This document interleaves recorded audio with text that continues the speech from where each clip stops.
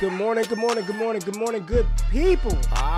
Yeah, you know what it is. Hard worker, scrappy, unfiltered, and sometimes unhinged football content. Hard to explain, but you know it when you see it. Doing it daily, our way. I don't know what you're talking about right now. Redraft and Dynasty Fantasy Football, we got you covered. You know their defense is ranked like 31st in the NFL? NFL draft prospects and rookies? Now you know you in the right place for that. Absolutely. All right, then stop saying it. Then we're done. And prop bets with my man JRich. Count that money, man. Now wipe the crust out of your eyes, get you a cup of coffee. It's time to wake your ass up with Ray G. You honestly are making absolutely no sense and you sound silly as hell.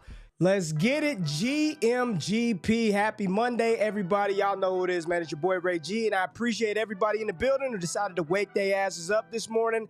Happy September 11th. Before we get started on the show, we all know what happened here in New York some years ago, right? And I just want to send thoughts and prayers to family members of first responders, individuals that were in those Twin Towers a long time ago, here in this country, man. It's a very important day. My mom spent 33 years in the military, so shout out to her and all the people that work in the world to keep us safe and protect us from enemies, domestic and foreign. So before we get started on the show, just wanted to say, love and remembrance to all of those who lost their lives in those Twin Towers and surrounding areas in New York.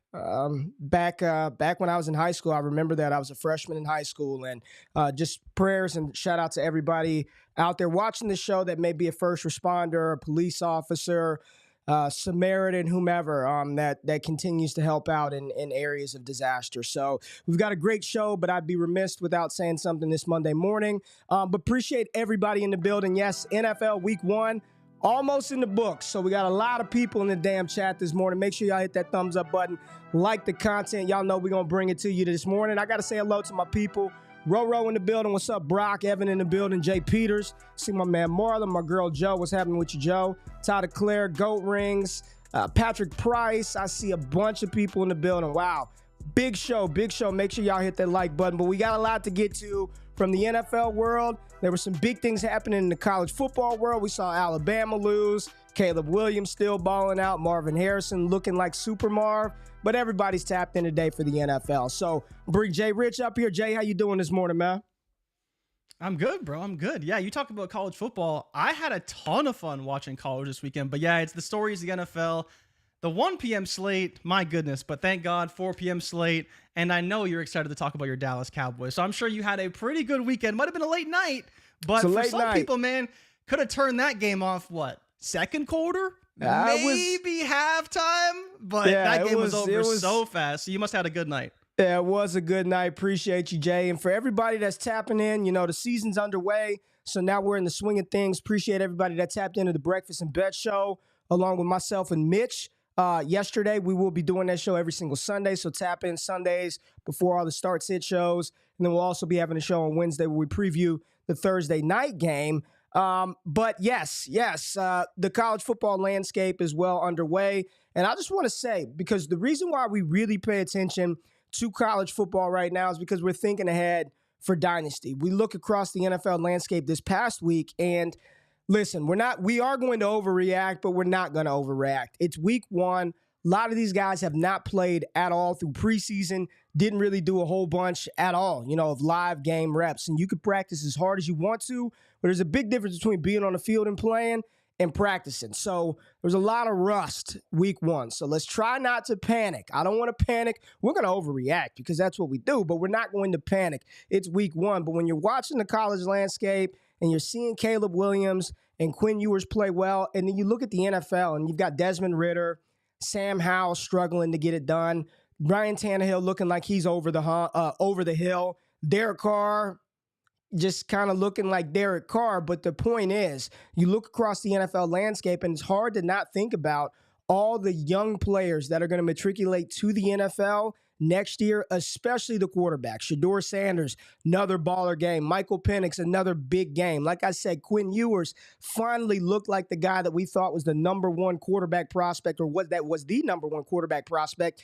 that we thought could be a difference maker for us in the college level, and then conversely onto the NFL landscape. So right now, when we're just wholesale looking at the NFL season and the correlation between college and what we're looking about in 24, I'll tell y'all right now, quarterbacks dope, tight ends, you got JT Sanders that balled out, wide receivers, Super Marv went nuts. People already calling Keon Coleman, Jay, the wide receiver 2 in 2024. The big issue is the running back position. There's no running backs in 2024, no elite prospects in the 24 class. So just that's a quick little college recap when you're thinking about, the guys in college who are going to come to the NFL and actually do something. Quarterback position is what we need to be paying attention to, Jay. But we got a lot to get to in this show. And moving forward on Mondays, it's going to be a 90-minute show. We're going to be here for 90 minutes every single Monday because we're not going to be here on Wednesdays. We will be here on Mondays and Fridays. Wednesdays, we're going to do the betting show, but we're going to make this show 90 minutes on Monday, so we don't got to rush through anything. We got a lot to get to, Jay. And one of my favorite new segments, man. And yes, Todd Corum, Corum might be RB1. I know he's a senior. I know he's not the biggest guy, but Blake Corum legitimately might be RB1. He's one of the better, probably the best looking running back so far early in college football. But Jay, my favorite segment, before we get to any news, before we get to any storylines, doesn't even look like you put any news in here. Don't know how much work you even contributed to the show sheet this morning. But before we get to this, let's talk about some overreaction heat checks. I just want some overreaction heat checks. Y'all know what we did. We did this on Thursdays. Are you trading for or trading away these players right now based on what you saw on Sunday? And I'm not asking you to give me a recap of the games here, Jay. Just tell me, from what you saw, are you trading for or away these players? So let's get ready, chat. Put it in there. Let's start off with one of your favorite players, Jay. One of your favorite players. You've been a big fan of this player. There was a lot of skepticism about how he was going to look. Is he really going to be the guy? I don't know. They already have a 1,000-yard receiver. Well, Calvin Ridley, Jay. Talk to the people about Calvin Ridley right now based on what you saw yesterday. Trading for Calvin Ridley or using this to sell the hype that he produced on Sunday? What are you doing with Ridley? I would be trading for him, actually. And the reason why is because of the age. So I don't believe you're going to have to pay a heavy premium to get him. And I think he's a guy that you could potentially have on your roster for 2 or 3 years. So I think that's a big indicator as to why I would be buying Calvin Ridley. I don't think the price would be too high. And of course, playing with Trevor Lawrence is a big plus as well. And in first game of the season, you saw it really all come together for Ridley in his first game back since 2021. Looked phenomenal. Man, he looked, and they wasted no time. They wasted no time getting him the ball. Early and often. I mean, the first half he balled out. He looked good. He looked like Calvin Ridley. So I'm with you. He's one of those players that I wish I had a little bit more Calvin Ridley, man. Wish I had a little more Calvin Ridley. Wish I wasn't as, hesitant. I don't know. It's Trevor Lawrence. He's a young quarterback. They're going to let him sling the ball around.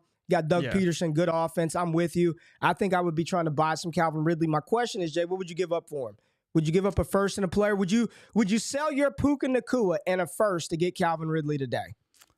Puka Nacua and a first. Whoo, that's a steep price. But in my head, I was looking at a first and a second. I was wondering, would I do a first and a second for Calvin Ridley?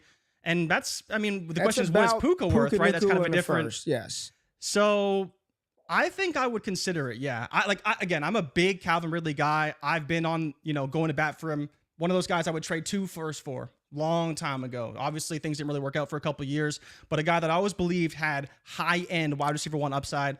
So I think a first and a second would probably be my limit. If you're saying Puka's worth a second, I think the question is how much do you believe in Puka, and do you want to hold him a little bit longer? But yeah, that's probably about right value. First and a second, I think would be fair for both parties.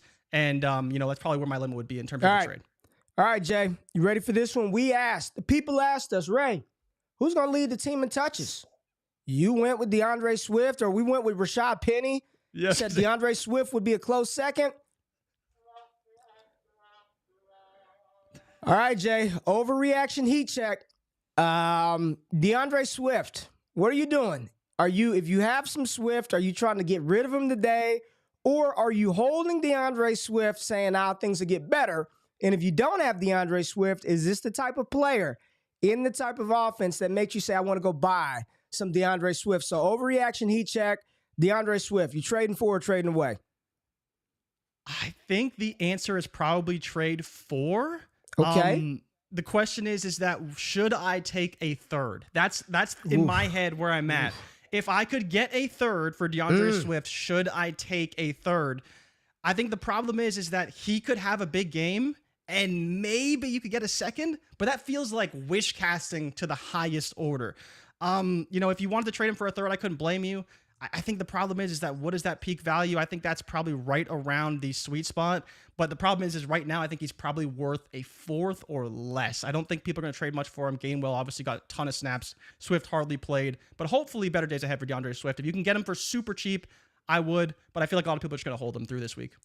Yeah, man, that was one I didn't see coming, Jay. Rashad Penny was a healthy scratch. So there goes that. And you could say it's game dependent, whatever you want, but I don't know, man. I don't want to wish cast that far that they just didn't play him because it wasn't the right matchup. Philly just looked rusty. I mean, they look rusty. And I think a lot of teams, we should expect that when you don't play football, when you're not tackled, when you don't have live pressure on you, you're probably going to look rusty. I was a little concerned. I mean, Swift didn't play at all. He did nothing, Jay. What, one carry? One catch, 2 targets, and I think he dropped one of them. Yeah, dropped one, two targets, 1 rush. Not good in Philadelphia, man. Not good in Philadelphia. I don't know what to think. I'm neither buying. If I could sell, if somebody wanted him, maybe. But how do you feel about that third price? If someone offered you a third for your Swift, nah, I wouldn't move him for a third. I'd have some hope. I'd try to wait. I'd use some hopium there, Jay. All right, another player, Jay. And again, high hopes prior to the game. They said that reports were that this player is no longer in the team's future plans. So I'm going to pull him up right now, Jay. T. Higgins went out there. What did he do, Jay? I think he was 0 for 8. No receptions, no Bagel nothing. Season. Yeah, and we'll get to this game later. But quick initial overreaction on one T. Higgins. You trading for or trading away T. Higgins today in Dynasty? I'd still be trading for T. Higgins. I wouldn't be trading him away. I think we all know better days are ahead. It was an ugly game on all fronts for the Bengals. So if the price is dipped a little bit, and even talking about him not being in the Bengals' future, I think that's actually advantageous for T. Higgins long term, right? Potentially being the number 1 in another offense instead of being the number 2 behind Jamar Chase. But I think we all know better days are ahead for T. Higgins. Just an awful performance from the Bengals overall. Awful performance. That is true. All right, Jay. I've got one right here. And, Jay, I have no problem admitting when I'm wrong. Admitting when I was a little negative, when I had no business being negative. And I've been a little concerned, not concerned, but I've just wanted to see this player operate with somebody else. I keep saying, well, that was good, but let me see what happens when somebody else comes back. Well, that somebody else was back on Sunday, and that somebody else looked pretty good. And yet this player, this second-year wide receiver, still went out there and looked like the stud, looked like the alpha. I'm talking about New Orleans Saints wide receiver Chris Olave, Jay. I got him. I put right here on the show sheet. I said, Chris Olave, top 5. Are you trading for or trading away Chris Olave, who led the team in receptions, led the team in yards? That's with a healthy Michael Thomas. No Alvin Kamara still, but a healthy Michael Thomas, Rashid Shaheed, bunch of tight ends, still led the team in receiving. So I'm asking you today, are you trading for or trading away top 5 wide receiver Chris Olave? I think the answer, unfortunately, is to trade him away. It's not because I don't believe he can't be a top 5 wide receiver. It's just because I believe he's getting very close to that value apex, right? We talk about when you start to... Is he, though? I'm just asking, is he? When you start to fly real close to the sun, Ray, and, we see Jamar Chase, we see Justin Jefferson up there, maybe CeeDee Lamb approaching that, right? Talking about Garrett Wilson trying to level up to that tier. There's very few wide receivers that can break into that threshold. And I don't know if Chris Olave is that guy. So I think that's why I'd probably say sell for now. That team looked great, but it was the Titans, and the Titans secondary is god-awful, and we really saw that play out. But I think, overall, all the metrics are there for him to be a great wide receiver. I just don't know if he's going to hit that peak threshold that we want. And so when you see these guys start to get up to wide receiver 3, wide receiver 4, wide receiver 5, And we talked about this with Amon-Ra St. Brown, very close to that peak value overall. So that's where I think he's kind of a sell or a hold. I don't think I'd be buying him. It's probably just a little bit too expensive. And you're not going to get much more value than you have right now with Chris Olave. All right, Jay, couple of more overreaction heat checks. Let's go to another player who I believe is the people's wide receiver one. I mean, the people love this kid, and they love him. And now you look at the team, there should be a plentiful of opportunities that have just opened up for this young player. Yet you look at the stat line, and it wasn't good week one. It wasn't good for this entire roster. But Jay, in lieu or in wake of Diontae Johnson and his hamstring injury, I've got to ask you about that dog, George Pickens. Are you buying, trading for George Pickens right now as he assumes the number one wide receiver role in Pittsburgh, so we think, or using this opportunity to capitalize on the value and get out of George Pickens? What are you doing with GP right now? You trading for him or trading away? I'd be trading for him because I don't believe that people have actually seen what he's going to do over the subsequent weeks. Like if Diontae Johnson misses a significant amount of time, it will be the George Pickens show, whether he's good or not. It looks like he's going to miss some time, baby. It looks like he's going to miss some time. It does look like he's missing time. It's just unconfirmed how much, right? And I think once that news comes down, that's when Pickens' value is going to go up. And that doesn't even count. Freiermuth also got hurt in that game as well, right? So it could even open up more targets potentially for George Pickens. What does he do with them? I don't know. But today, you should be buying him because I don't think the market will catch up quick enough to what not only the time that Diontae could miss, but the role that Pickens may have going forward in this offense. Yeah, it's going to be interesting to see because it does look like Diontae is going to miss some time. I haven't seen anything confirmed, but a lot of doctors on Twitter said that hamstring injury, not good. They ruled him out right away. Just sort of collapsed, leg buckled on him, and it was not good. And we like to have some fun with Diontae Johnson. We call him the Paul Pierce of receivers. He seemingly every game gets hurt, and then somehow, like Diontae Johnson, he gets up and he's back in the game, and next thing you know, rips off a big play. But it does not look like this is going to be one of those times that he could recover from. So prayers up to Diontae Johnson, and wheels up apparently for George Pickens. Jay, all right, another player. You're watching the game. You're thinking, where's he at? I'm watching it, and I was in the Discord. I was like, hey, man, is he hurt? Why is this rookie running back in over the king? What the hell is going on, Jay? Derrick Henry.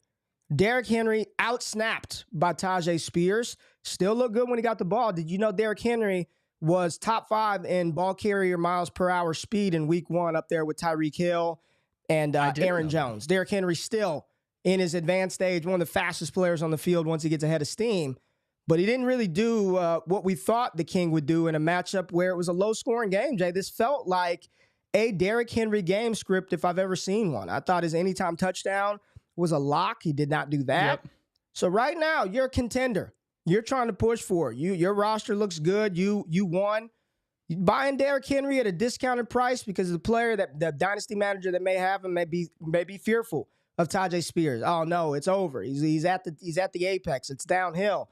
You trading for or trading away Derrick Henry after his week 1 performance. And don't forget, I think last year, as far as like 2 weeks, he started off pretty pedestrian, had people nervous about him. So what are you doing with Derrick Henry right now? Can I request a price check on Derrick Henry? Is it like a 2nd-round pick right now? Yes, sure. Let's say that. Let's say somebody's like, you can have my Henry for your 24-second. Would you do it? Would you do it? So tough, man. I think you probably should, and just pray he doesn't get traded at the deadline. Because pray he does get traded. Well, so I'm talking about trading for him or trading. I think I'd be trading him away, and that's why I said like trade him away for the 2nd and get that value. But that's really tough. You talk about last season, he played the Giants week 1, 21 carries, 82 yards, so nothing crazy, but then followed up against Buffalo, 13 for 25. But this Titans O-line, awful. Titans O-line is bad. Awful. But the Saints defense is very good. Like, I hope, for any of you who didn't watch the game, the Saints defense was phenomenal in this game. I think both things can be true, and there was a lot of long down and distance for the Titans, and they seemed very comfortable playing Tyjae Spears in those downs. So I think I may be looking more at selling Derrick Henry than buying him right now. So you would sell him. You're saying you'd sell him for a 2nd. I think if I'm a contender, I'd have no problem going to buy him. He still looked good. He still moved fast. The snap share stuff was a little concerning. We'll get to that in a little bit, but I still think that I'd personally be in on Derrick Henry. He looked good when he got the ball. I just don't know why he wasn't in the game. So Just wasn't getting the ball. No idea. I don't know. I don't know if this is some. I don't know, Jay. It confused the hell. I mean, I literally was like, is something wrong with Derrick Henry? Why is he not in the game? And he just wasn't there. So I think I'd be in the market to buy him, especially if I'm a contender. But Jay, the last player I want to talk about, and we'll get into this game in more detail a little bit later.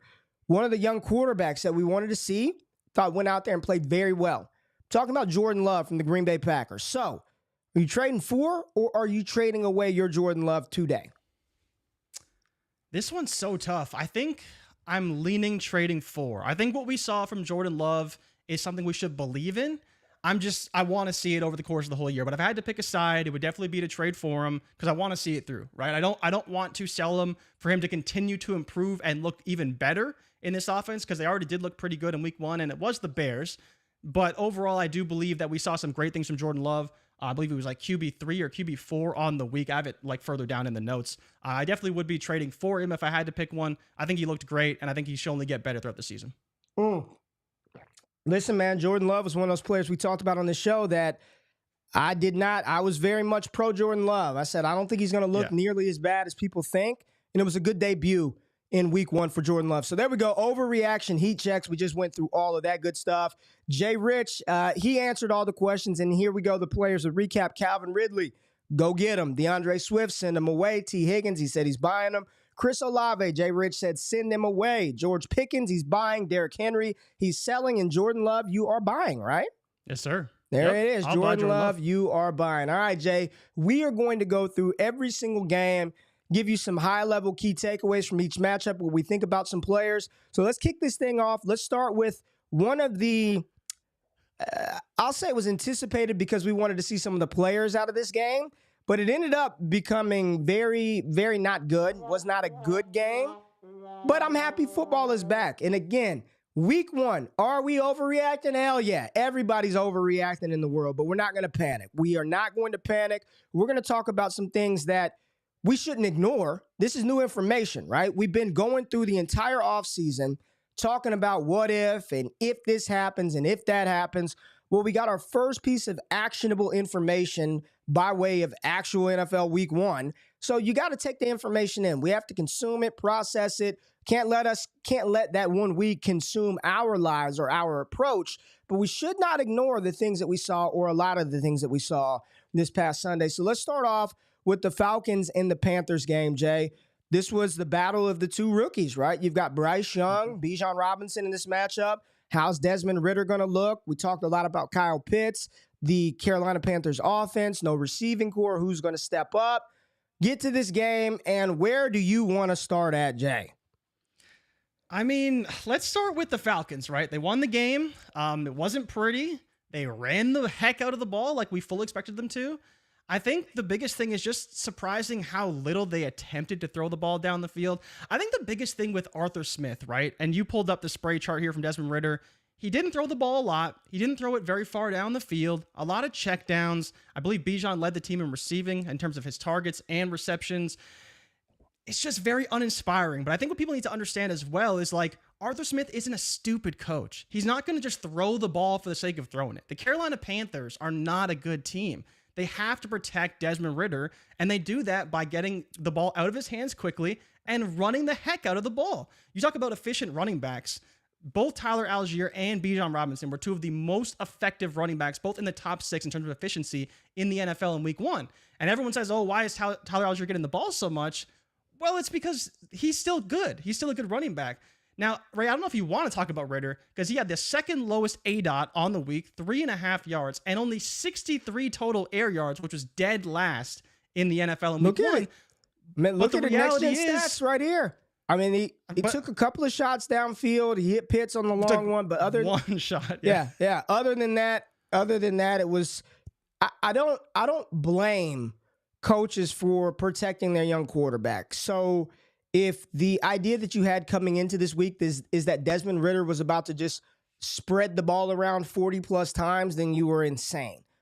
I think we all realized he probably wasn't going to throw it a lot.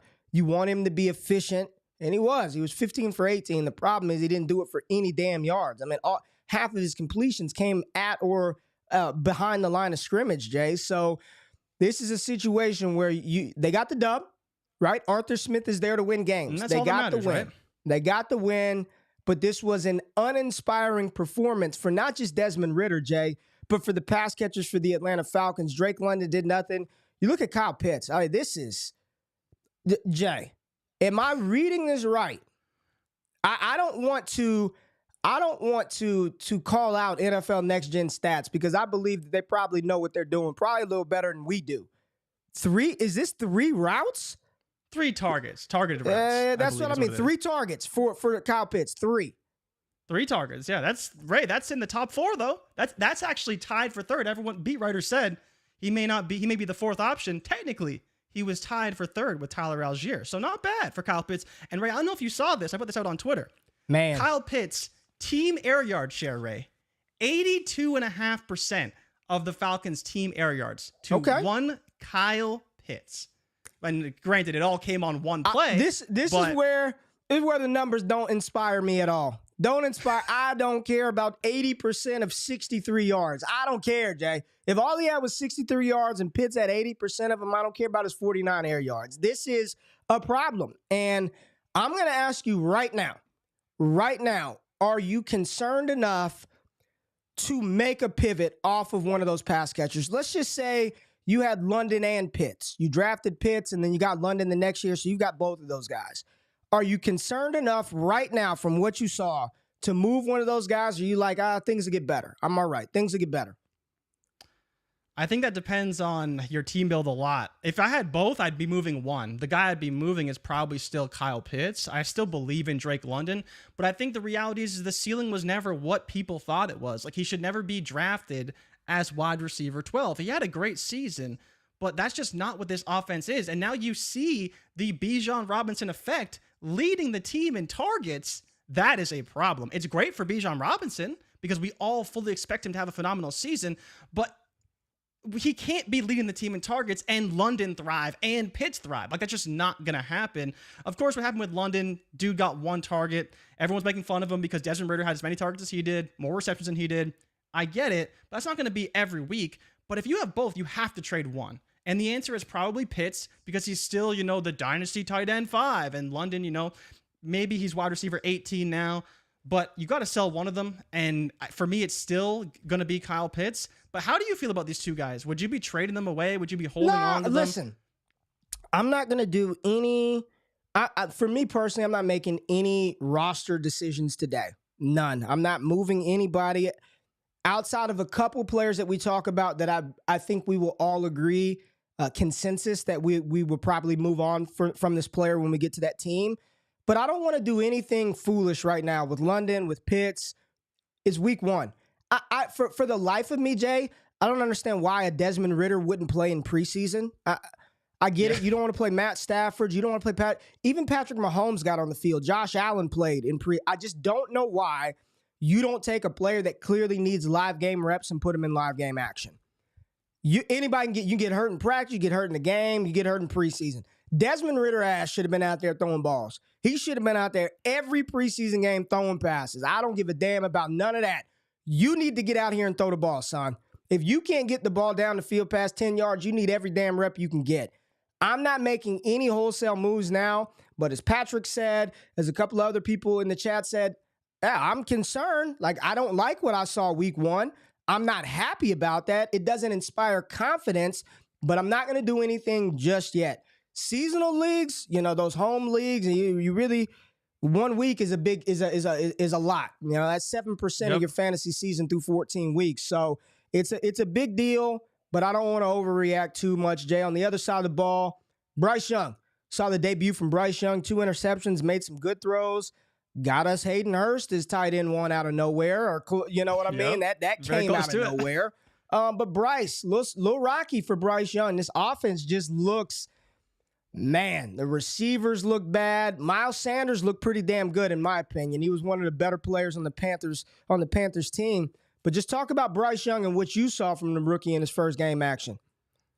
I saw a rookie that was confused out there, right? That didn't always know where to put the ball. And I don't think his pass catchers helped him out either, right? I think that's the biggest thing. We talked about how, okay, sure, Adam Thielen's playing in this game, but we know that he's hurt. We know that Terrace Marshall's a little bit banged up. We know that Mingo's still a rookie wide receiver, right? And we know that this Atlanta Falcons team revamped that secondary by bringing in Jesse Bates. And what did Jesse Bates do in his first game? He had 2 picks, right? And he had phenomenal. double-digit tackles. I think he was all over. He was a madman. And this is what happened. Led the team in tackles, 2 pass breakups, 2 picks, right? Maybe the pass breakups and the picks were the same in terms of the stats. But 5 solos, 10 total tackles. Bates is a phenomenal safety. And when you add that to a team that already has A.J. Terrell and revamped their defensive line, they are going to be so much better. And I think what people need to understand about this Falcons team is that they are going to do this every week. It won't just be 1 week because they have the easiest strength of schedule in the NFL. They're always going to have easy games. They're going to do this against the Titans. They're going to do this against the Colts. Like, this is going to happen over and over and over. The question for me with the Panthers is, can they build some semblance of an offense for Bryce Young this season? Because from what we're seeing, I don't know how much better it's going to get for them, because even if all these guys are healthy, they can't separate. It's not very creative. There's just not a whole lot they can do. You talked about Miles Sanders. You believe he's going to be in there. And then the last thing for Bryce is that he's just holding the ball too long. 3.14 seconds time to throw per NFL Next Gen stats. It's just too long. And we talk about this all the time. You got to get it out in less than 3 seconds, and ideally even quicker than that. It's his first game. I get it. And like we talked about, very little separation from the receivers, but he has to improve. They have to get the ball out quicker. And if that can happen, then maybe this team can be a little bit better. But right now, it's looking like the Panthers are destined for another top 5 pick. And Jay, we literally talked about this on Friday. What would the fantasy community do if Tyler Algier outsnaps Bijan Robinson, outtouches Bijan? And I don't know if he outsnapped him or outtouched him, but he was on the field a lot more than I think fantasy gamers thought. I think we need to get, I really believe, Jay, that this is the new NFL. Yep. Even when you look at Christian McCaffrey, he had 22 rush attempts? 23 rush attempts. When I just saw the number 22, in your mind, you're like, damn, he got a bunch of touches. Man, he got a lot of, that's a walk in the park for DeMarco Murray in 2016. That's just, those were regular running back carry rush attempts 5-6 years ago. I don't think that's going to be the norm today. You look across the NFL, as good as some of these running backs are, everybody was splitting carries. One running back, 10 touches, the other one 5, 15 and 10, 17 and 11. I think this is just what we're going to see. So sure, there will be moments where Bijan has no choice but to carry the ball 25 times. But I think moving forward, this is what we continue to talk about this. I believe those days are coming to an end of that true, I'm getting the ball. I know I'm getting 25 touches this game. It's just not how the NFL is trending. It's space players. It's utilizing multiple running backs. And you're hoping the running backs that you do have, they're efficient. You just said it. You could have started Algier and Bijan and been golden. 2 efficient running backs, 3 touchdowns between the 2. They handled all of the running back primary of the running back snaps. This is going to be a trend moving forward. It's here to stay. Get it through your heads. Nobody's coming in and just being the guy anymore. We're seeing Derrick Henry split work. Nick Chubb and Jerome Ford both were on the field an equal amount of times. It's just, that is today's NFL. Get it through your heads and then adjust to that new information, Jay. All right, let's move on. Next game, where are we at, Jay? I think we got Tampa Bay, Minnesota. And I'll just say this, Jay. I'll be honest. There wasn't a lot I watched in this one, but when I did, Baker Mayfield was out here making plays, man. Baker ducking under folks, Jay, spinning out, getting the ball to Trey Palmer, who had a touchdown. I watched this game, and I look at the stat line from Mike Evans and Chris Godwin, Jay.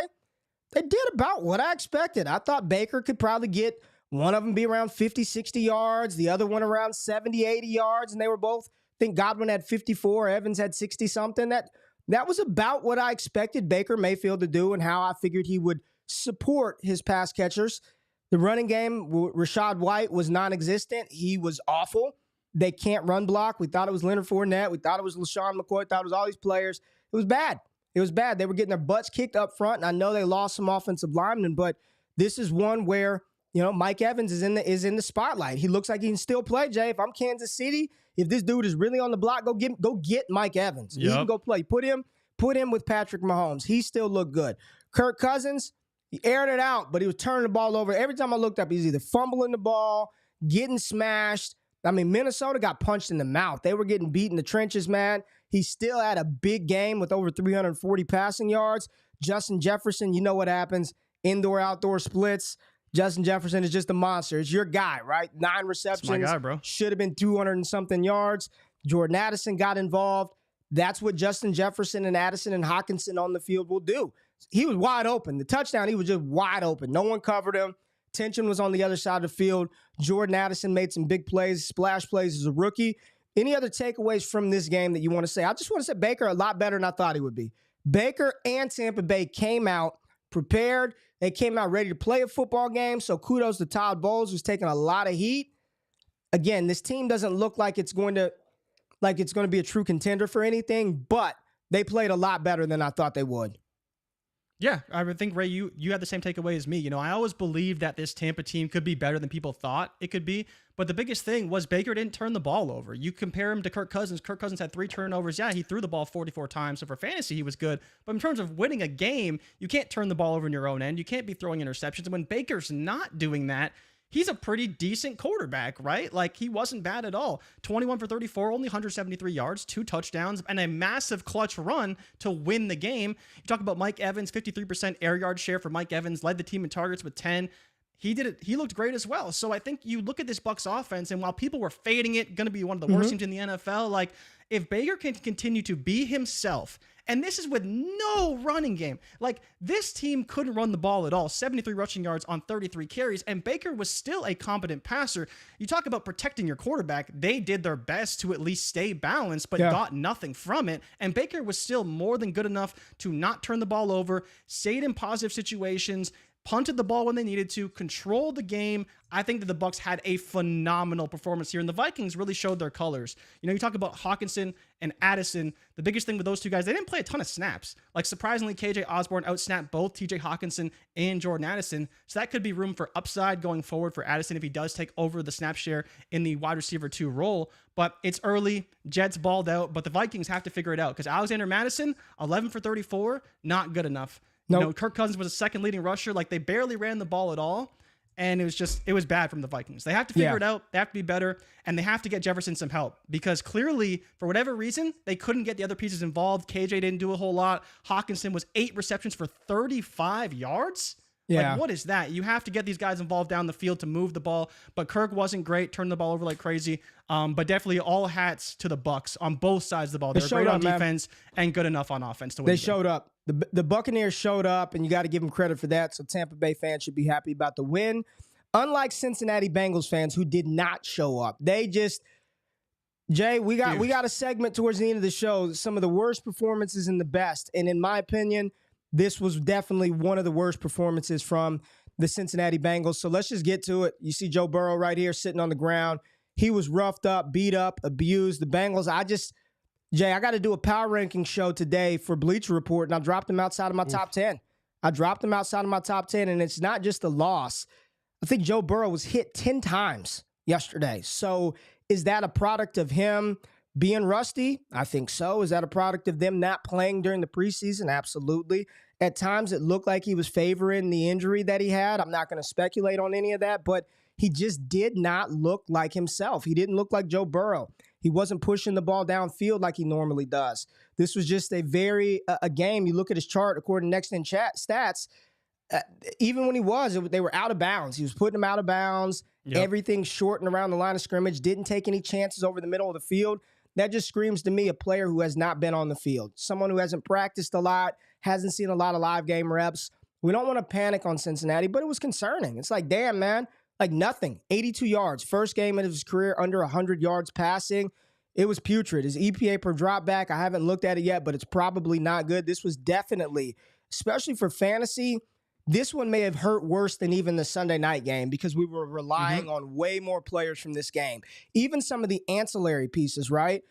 Irv Smith, if you started a Tyler Boyd, Joe Mixon, of course, Jamar Chase and T. Higgins, but this was probably the most impactful dud of the weekend. And it wasn't like Cleveland was just rock solid offensively. Deshaun Watson was trying to give him every opportunity to stay in the game.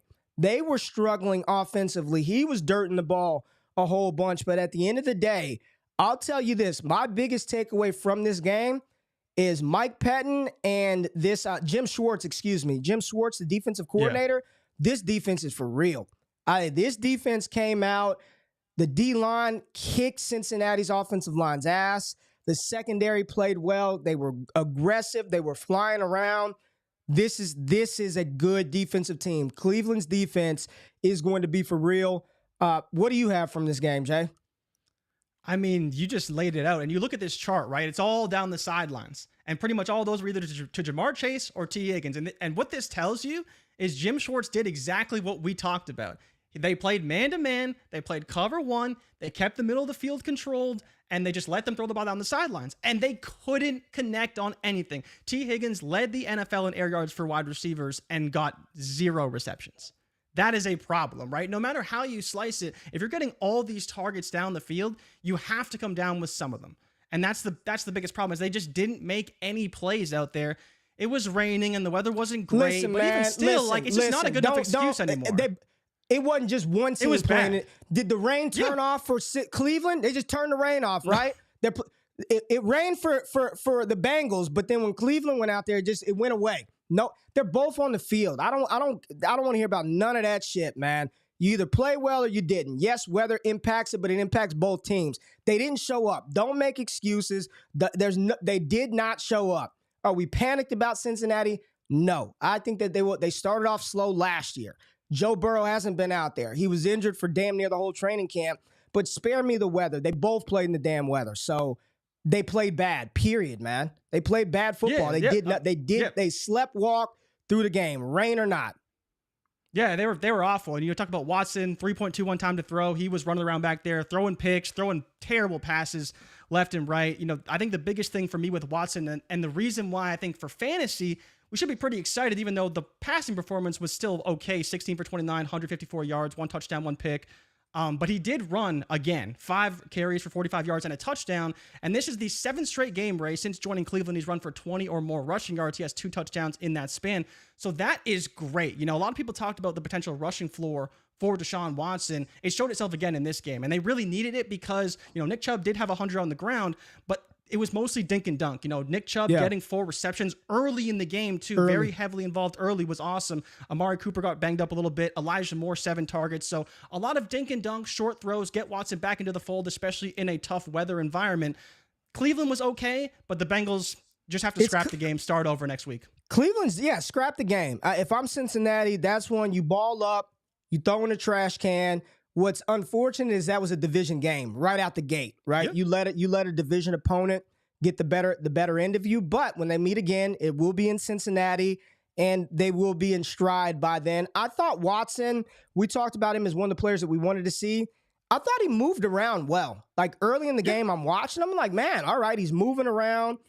Just timing was off. But these were the reports coming out of training camp that the connection and the timing with the receivers just weren't quite there. Didn't see a lot of work out of Njoku. Like you said, Amari Cooper got injured early. Looks like he did like kind of the splits in the middle of the field. Yeah. Nick Chubb caught some passes early, which was encouraging, but Jerome Ford on the field. So even the great Nick Chubb has got to split some work with the running back in his own backfield. This is one where if I'm Cincinnati, ball it up, throw it away, get back after it next week. I'm not panicked on Cincinnati, but that was a concerning performance and definitely disappointing if you roster any of the Cincinnati Bengals. No other way around it. It was a putrid performance from that team. Let's go to the Eagles and the Patriots, Jay, a game that I thought would be sort of a no contest. I was like, no way, even on the road. Now, I looked at our show notes. You were like, I'm surprised Philly is only a 4-point favorite, even on the road. And it's like the bookmakers know what they're doing, Jay. They know what they're doing. It was kind of boring, yet entertaining towards the end. Mac Jones, I'll say this. I want to lead off with Mac Jones. I'm going to give Mac Jones credit where credit is due. I really didn't give him a shot in hell to do much of anything in this game. You're hearing all the rumors about Devontae Parker not being there. Kendrick Bourne's going to be his number 1. Running backs, Ramondre Stevenson's ill. And then it started off rocky. He's getting banged around, throwing. I'm like, man, who are they going to put in? is Matt going to survive? And then at the end of the day, you look up, he threw the ball 54 times, man. 316 yards, 3 touchdowns. He did have the pick early, but he battled. I thought he did the best he could with what he had on offense. When Kendrick Bourne and Hunter Henry and Mike Gesicki are getting involved in the offense, I just want to give him credit because I think he took a lot of heat over the summer, a lot of heat from last season, the Bailey Zappi experience. I thought Mac Jones played about as good as he could versus a team that was right there to win that world championship last year. Did you have any other different thoughts on Mac Jones and his performance? No, you talk about weather, like this game was pouring. You talk about the interception. It was, kind of his fault. The ball was a little high, but it was also like a monsoon outside. It just slipped through Kendrick Bourne's hands right into the hands of Darius Slay. But to be down 16-0 in the first quarter and battle all the way back to be within 1 score and really have a shot to win this game, have to give a lot of credit to Mac. 54 pass attempts like you mentioned, but also supported 2 top 5 weapons in fantasy, right? Hunter Henry, tight end 1 this week, and Kendrick Bourne with those 2 touchdowns, wide receiver 4. So for a team that's, we say is devoid of pass catchers and devoid of pass catching weapons, Bill O'Brien and Mac Jones really got it done against a tough defense that, while I didn't think they played very great in this game, especially on the offensive side, the Patriots did do good enough and will be more competitive, I think, than people think. But I think the biggest problem is you look at the performance of Jacoby Myers in Vegas and then Juju Smith-Schuster, and you say, how did these guys get the same contract, and how did the Patriots choose Juju over Jacoby? And if they had Jacoby on this team, I'd bet you they would have won this game because that's how close it really was when it came down to it. It was close, man. And if you add a player like Jacoby with the week that he had this week, really tells you it would have been a lot closer than you really think it was. Ramondre, though, to his credit, 6 receptions for 64 yards out of the backfield. So that is pretty surprising as well. But everyone showed up in terms of the pass catchers to help them get back in this game. And we're talking about Mike Gesicki, Demario Douglas, 4 receptions. Like, these are guys who aren't known for anything but got it done. Yeah, Boutte almost made a clutch catch late, couldn't get the feet down, was pushed, so he couldn't quite get but they battled, man. Have to give them credit for that. Baller of the week, Hunter Henry. 5 receptions, 56 yards, touchdown. Who had that on their bingo card? 1, right? Oh, my God. Who had that on their bingo card? Hunter Henry. I just want to give New England, they came out and played. Their defense is going to be very good. Keon White looks like he's going to be a star. Oh, such on a the good other defense. side of the ball, here's what I'll say about Philly. Understand that they did lose one of, I think, the best up-and-coming play callers in the game in Shane Steichen. He wasn't just with Jalen Hurts last year. Shane Steichen was also in Los Angeles during Justin Herbert's rookie year. So this guy knows how to call plays. And you kind of saw that play out in the Indianapolis game. So even though Jalen Hurts is a superstar, probably going to take a little bit of time to get used to his new play caller, let them get their vibe together. They got the job done. I thought Hurts was okay. Seen him play much better than that. Devonta Smith scored. A.J. Brown had 7 for 79, I believe. Dallas Goedert, a big O for nothing from Goddard. We already talked about DeAndre Swift and give credit where credit is due. A lot of people were banging the Kenneth Gainwell drum.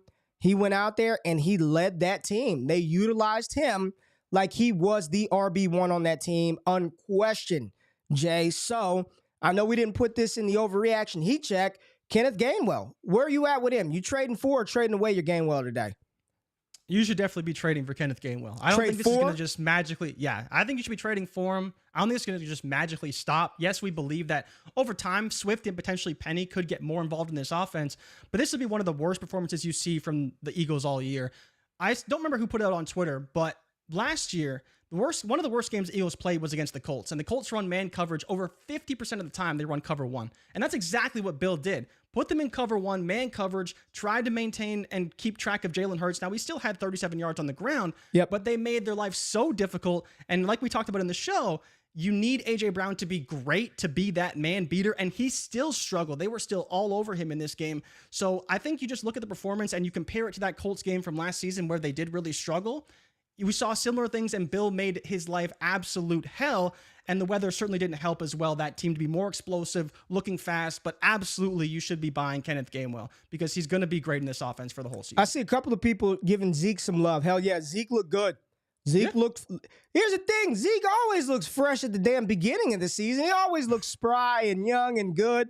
Zeke did good. I think him and Ramondre, once they get clicking, I think that will be, and again, 1-2 combination, Jay. If you thought Ramondre was going to be an 80% or a 70%, you're crazy. Yeah. They're going to use, this is just the new NFL. Get used to it. But I thought the New England Patriots played very well, even in a loss. The Philadelphia Eagles will be fine. You know, they've got to get their groove, new play caller, get in the rhythm. They'll be all right. Let's move on to the Ravens-Texans game, Jay. This is one. Again, I thought the Ravens would come out here and dominate versus a young rookie quarterback. And while the final score shows that the Ravens put a little foot in Houston, I thought D'Amico Ryans called a very good defensive game. They did lose Jalen Petrie early in this matchup. Laramie Tunsil looks like he was trying to get himself into shape, get going. I'll say this, the big takeaway for me, Jay, is, and we'll get to the Ravens, but C.J. Stroud really felt Jared Goff-ish. Like, I felt pretty damn good watching him. He was just getting it around, peppered Nico Collins with targets, peppered Robert Woods with targets. He moved around well in the pocket. He took some big hits. He took some shots. Like, he's going to be hurting this morning. Kirk Cousins is going to be hurting, and Daniel Jones is probably in ICU still. I mean, those three are in bad shape today. But very, very encouraged by what we saw out of C.J. Stroud early. Kid hung in there, and he's got all the arm talent in the world, Jay. Not going to do much for you on the ground. I know he had 20 moving around, but very impressed with C.J. Stroud. Now, let's get to the Ravens, and the biggest takeaway is the loss of J.K. Dobbins. And it just sucks, man. You see a player, work so hard to get back on the field, torn ACL. He went out there last year, and he wasn't 100%, and he's still trying to play, and he's playing well. He goes out there in this game, scores a touchdown early, handling all of the work, and then all of a sudden, boom, the Achilles, man. And I don't want to say anybody's career is over, but from a dynasty perspective, Jay, I mean, at this point, Dobbins is pretty much off the radar completely. Like, if you can get anything for him, a fourth rounder, anything, I'm just out. It's over, unfortunately. Fourth year running back, contract year, ACL, now Achilles. I don't know if it's on the same leg. Tough for J.K. Dobbins, Jay. Yeah, I've never heard, or I can't think of a player who's torn his Achilles and ACL, right? There's a couple guys who've torn multiple ACLs or the same ACL, but I've not seen a player, especially Klay Thompson. Well, did Klay tear his Achilles? You know what? You might be right. Klay might have torn his ACL and his Achilles. I think he did the Achilles and neither here nor there. Go ahead. He is, in fact, a basketball player, so it's a little bit different for running backs. But, yeah, I mean, especially when you see Justice Hill come out and score 2 touchdowns, you say, yes, Jason, those could have easily been, and Scott put this out as well. J.K. Dobbins, trade him for whatever you can or drop him. If you can't get anything for J.K. Dobbins, Scott believes he is droppable. And it's just, the outlook is so grim for him right now. I think that's just the biggest problem. But, Ray, I do want to ask you about Lamar Jackson, because so much was made of this Todd Monken offense and how it's going to look, the best weapons Lamar's ever had. He had a worse QBR than C.J. Stroud. Now, he was still 17 for 22. He had 169 yards, but his pick was bad. It was a short throw, easy pick. Fumbled twice. Sacked 4 times. It just wasn't very good. It wasn't good. Fumbled twice. He wasn't very good. And maybe it is just the new system, getting used to it, getting used to Todd Monken. But I think the bigger thing for me is we saw a little bit more of the same old Lamar Jackson. A lot of dink and dunk, some shorter throws, not really testing too far down the field, just trying to stay comfortable as much as possible and then running when necessary. But then I do need your opinion on Zay Flowers. 9 receptions, 78 yards, clear leader in targets rate 10. The next highest player had 3. Look at this route tree. They did everything they could to get their first round wide receiver the ball, and he absolutely balled out on Sunday. Yeah, Zay Flowers is the truth. It was very evident who the best offensive weapon. And listen, no Mark Andrews. Fire up Likely, baby. Fire up OBJ. Fire up Rashad Bateman. I mean, it was terrible.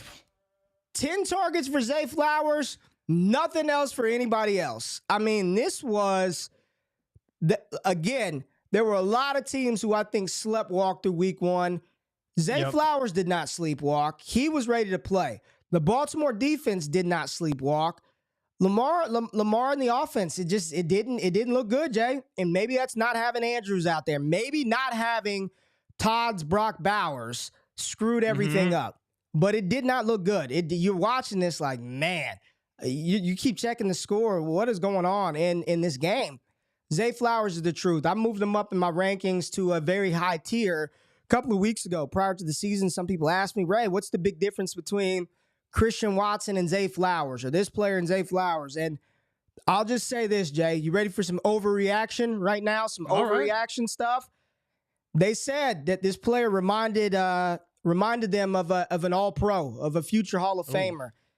And after what I saw yesterday, he looked very Antonio Brown-esque. He looked like young AB out there. I'm very bullish on Zay Flowers. If he's going to be the target monster for Lamar Jackson, and Lamar's only going to throw it to a couple of people, give me some Zay Flowers. He looked phenomenal. He was fast. He was explosive. Clearly the best receiver on that team. It looks bad for Rashad Bateman. So there's the Ravens and Texans.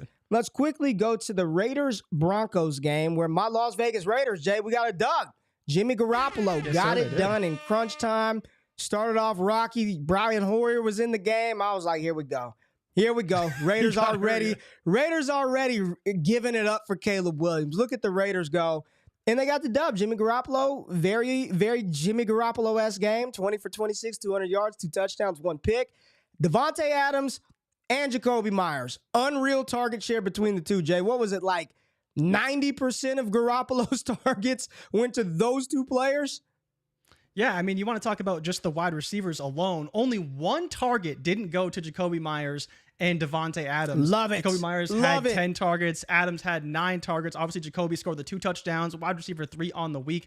9 receptions, 81 yards. Adams, 6 receptions, 66 yards. Pat Surtain gave Adams fits all day long. Like, holy hell. Best corner in the NFL.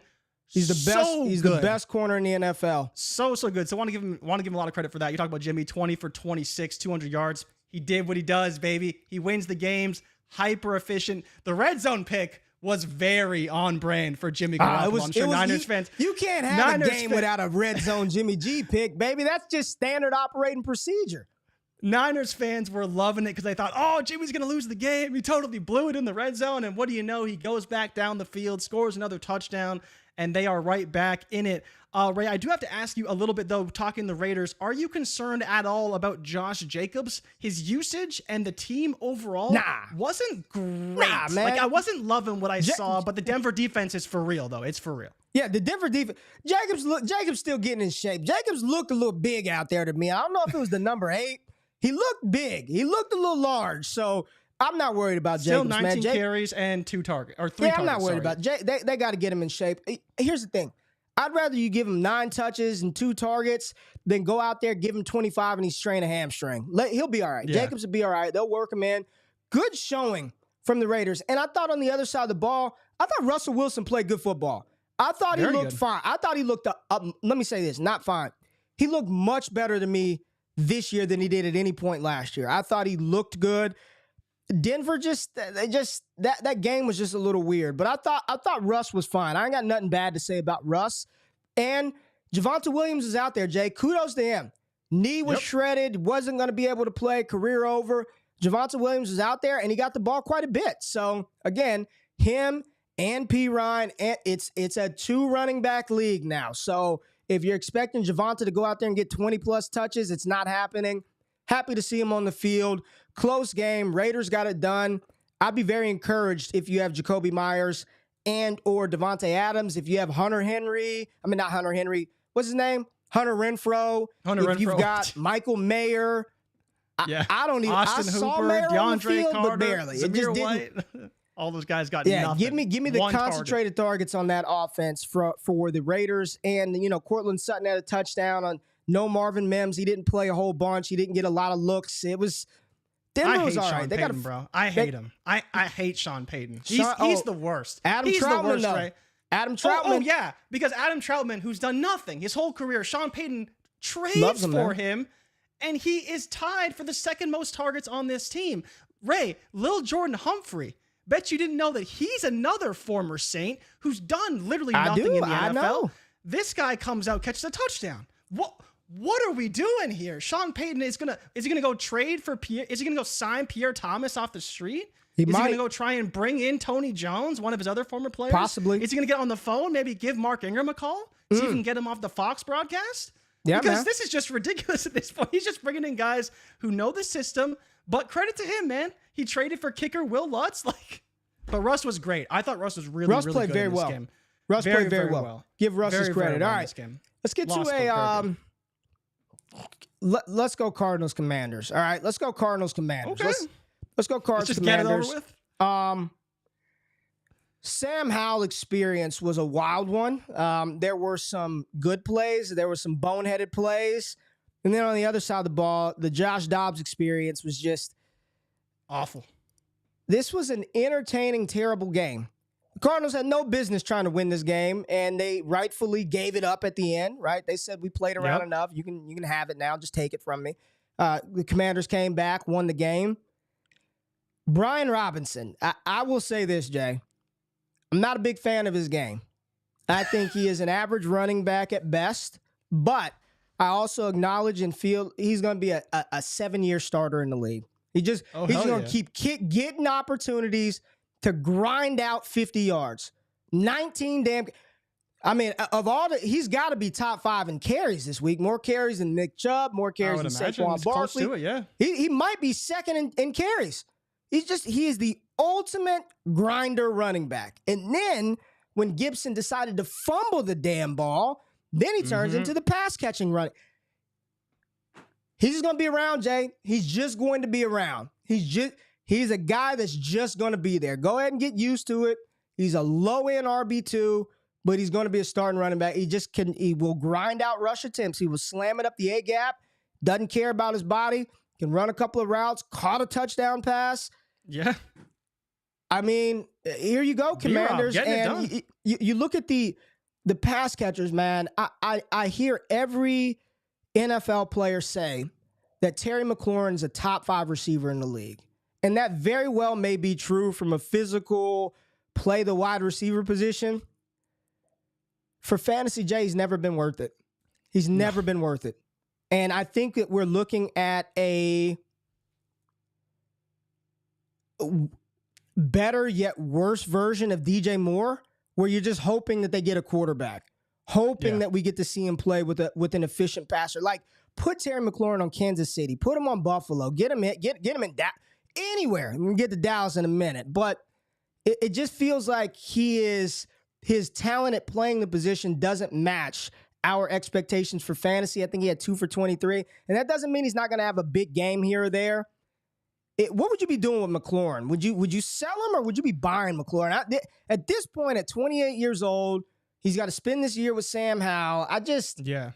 He's never more than like wide receiver 20. I think he had one finish, point per game, that was not inside the 20s. One. And love the player, but this is just an offense, Jay, that probably will struggle. It's a young quarterback, probably want to run the ball, play defense. They play defense very well, pretty good. You know, Sam Howell had a pick six, whatever that thing was. Yeah. But what are your thoughts on McLaurin, man? I think McLaurin's going to have a rough showing if this is the Sam Howell we get all season long, right? You know, we know he's dealing with a bit of a toe injury potentially, and we don't know how healthy he is, but even still, like, they spread the ball around a ton. Curtis Samuel, 5 targets. Logan Thomas led the team with 8 targets. Jahan Dotson, 7 targets. McLaurin, only 4 targets, but did catch 2 of them. You know, it's fine, but it's not good enough to return on the capital we pay for him, whether it's dynasty or even in a redraft. And if this is the Sam Howell we're going to get against a team like the Arizona Cardinals, what's going to happen when they play the Cowboys or they play the Eagles or they play the Giants even? Yeah, because it's going to be rough. It's going to be tough. It's going to be rough. And McLaurin can't save his own day. Like, he can't save very rarely. You know, some guys can, and you know, maybe if you're Tyreek Hill, you can, but I don't know if McLaurin's going to be able to get it done if this is the Sam Howell we get all year. And that's the biggest problem. You know, do you have any takeaways from Arizona, though? Because I don't have a lot. Zach Ertz got 10 targets. That was cool. But outside of that, Josh Dobbs is not throwing the ball down the field at all. Number 1 tight end in targets on the week, Zach Ertz. And he didn't do anything with him. I believe he's also second in team air yard share. He didn't do anything with him. This team is bad. The receivers aren't good. If it's going to be Josh Dobbs. Not bad. It was not right. good. 62 yards. Yeah, well, okay. All right, let's go to another equally entertaining yet awful game. Awful. Tennessee and New Orleans. The New Orleans Saints pulled it off in a 16-15 high-scoring baseball finish right there. And Derek Carr, same Derek Carr. He is the same Derek Carr. He's neither bad nor good. He's neither awful nor excellent. He's neither shit nor God. He's just Derek Carr, man. He's just Derek Carr. And he had 300 yards. He got the ball to Chris Olave. He got the ball to Michael Thomas. They win the game. Led the NFL in ADOT. He's just going to sling it around the field because he's Derek Carr. Had an interception because that's what Derek Carr does. Michael Thomas was back and playing well. Jay, trading for or trading away some MT? Real quick. Trading for or trading away? I think the answer would probably be trade for, but I'll take a little MT know. if I could. I wouldn't mind some MT. I'm probably not trading for him, but if I had him, I'd be happy with some MT right now. And that's the thing, right? It's what do I expect? I don't expect this every week. Right. Jawan Johnson over, Michael Thomas over, Rashid Shaheed monster game over, your Chris boy, Olave your boy. over. Now, I mean, I've been talking about Rashid Shaheed for a That's while, your boy. but it is important to remember this team is one of the worst in the NFL against wide receivers. They made no upgrades in their secondary. This won't happen every week, but we were excited because this was a phenomenal matchup. I'm just curious what happens with Shaheed and Thomas, right? Because I think that battle for wide receiver 2 will be interesting because realistically, you probably want Shaheed because he's the deep threat. And if Derek Carr is throwing the ball deep, that will be great for fantasy, and especially with Shaheed scoring the touchdown and getting the clutch catch down the sideline to help ice the game. Michael Thomas, will be the short intermediate. How does he fall in the pecking order? And then obviously Jawan Johnson was okay as well. I thought Derek Carr was good enough. He openly admitted that he sucked on that interception. He said it was just a bad decision, bad throw. It was a bad decision. Which is hilarious, but that's what happens when you get the win. Do you have any takeaways from the Tennessee Titans, though? We already kind of talked about it a bit, but Ryan Tannehill, 16 for 34, 198, 3 interceptions. Awful. Listen, let's be real here, people. The first thing that's on our minds are the Giants because of how awful they played. But Daniel Jones statistically was not the worst quarterback on the week. Ryan Tannehill was awful. My goodness, Jay. This dude looked like, when I say playing YOLO football, he's just throwing shit anywhere. Literally. It was just wherever he wanted to throw it, to New Orleans, to Dennis Allen, to, he was all over the place, man. It was awful. Putrid performance. Chig, nothing. Treylon, didn't even know he really played. Hopkins was okay. I guess I'll take it, right? I'll take it if that's all we're getting out of that off. Tannehill was awful. How many points did he have? 2 points? He was like 2.42 fantasy points for Tannehill. He was only better than Josh Dobbs. You talk about Burks. Burks ran the most routes on the team and didn't get the ball. Still didn't do anything. Hopkins was second in the NFL in targets, so that was encouraging, but still only had 7 for 65. Not great. I do want to not overreact on Chig too much because he did have a touchdown that Tannehill literally just missed him on. It was a trick play. A touchdown. He was wide open. He was going to score, but the Saints, one of the best teams in the NFL versus the tight end. So don't overreact to that situation. But yes, it is not looking good. And this is why all off season, we're like, fade the Titans. The offensive line is bad. The passing game is bad. I'm with Chris the weapons here. aren't that great. I'm with Chris here. Tannehill's, the arm is what he looked bad. And I'm not just talking about a bad performance. He looked bad throwing the ball. So I hope. Here's the thing. Can we be real? Is he good enough to support Hopkins, Burks, and Chig? Do you think he's good? Not even close. He's not even good enough to support 2 of them right now. We'll see. Maybe in a better matchup. I think the big takeaway, Saints defense, man, is Saints defense is good. Lattimore looked good. And pass rush. They could have had more picks. They look good. All right, Jay. So good. Let's get to we all. You, me, I do. And all 640 of you hit the damn like button. Owe this team an apology. You owe them an apology, Jay. I'm owing an apology. Everybody owes an apology. The Los Angeles Rams. The Rams. Old man Stafford. Kelly Stafford got on our podcast and said, damn it, them young black players listen to too much Lil Baby and Sexy Red. I'm used to listening to country. today in that locker room, turn on all the Shania Twain and Garth Brooks and Brad Paisleys and all the country shit you want. Turn it all on. Because old man Matt Stafford was balling, Jay. Old man Stafford went out there and said, damn it, hold my beer, bad back and all. I'm about to go out here and dice this defense up. This was one I did not see coming, Jay. I was like, oh, Seattle's going to dog walk him. Geno Smith's going to go out there and do this and do that. Matt Stafford said, nah, man, y'all talking all that hot shit. Let's go get it. Let's go get it. Almost 11-yard ADOT, half a point per EPA per play for the Matthew Stafford's-led Rams. They kicked their butts. They kicked the Seahawks' butts. They put foot in ass, and they were dominant, Jay. And the man of the hour, the man of the weekend, my man D-Bro had a big day talking about this player on Twitter. But, Jay, Puka Nacua, rookie, 10 receptions, 115 yards, wide receiver 8. They had Puka Nacua playing the Cooper Kupp role, Jay, and I'm going to show you a little something right here because my man was all over the field. Look at this. Look at the routes. I mean, he's dig routes, 9 routes, crossing routes, short routes, stop routes, curls, outs, comebacks. He did everything. He played the Cooper Kupp role. And Tutu Atwell, where's my girl Joe? Joe said it. Y'all laughed. I agreed with Joe. I said, Joe, I think you're right. Tutu freaking Atwell, Jay, out there balling with Matt Stafford. Crazy. Kyren Williams, we wanted to see the split. 2 tutties for Kyren Williams.